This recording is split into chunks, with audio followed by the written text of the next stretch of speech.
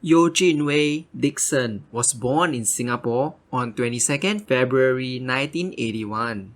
Having completed his A-levels at National Junior College, he studied mass communication at the Oklahoma City University in the United States. He subsequently enrolled in National University of Singapore for his master's degree in Southeast Asian Studies. In 2015, he started pursuing a Doctor of Philosophy in Public Policy.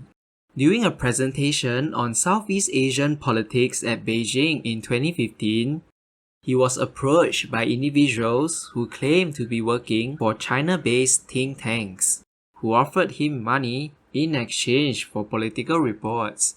He later learned that at least 4 of these individuals were Chinese intelligence officers.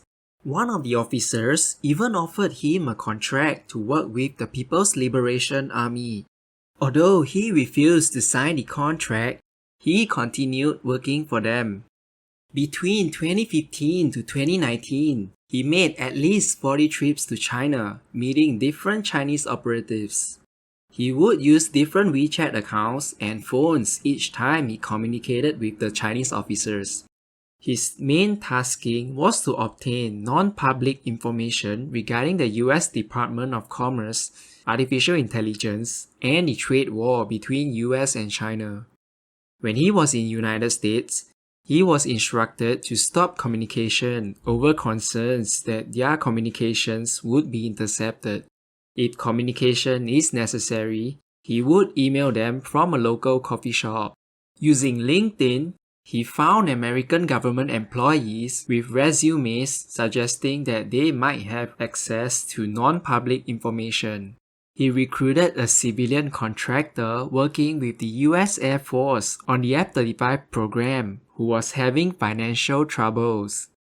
As Dickson Yeo was issued with a bank card by the Chinese intelligence, he would make payments to his sources using this bank card.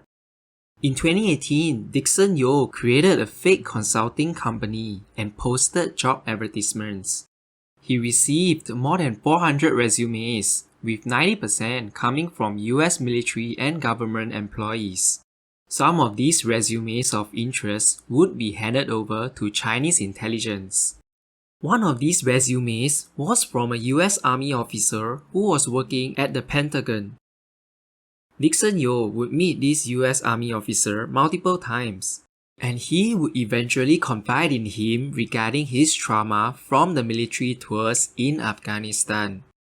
Subsequently, Dickson Yeo asked the Army officer to write reports for clients in Korea and other Asian countries. Obviously, this was just a cover story.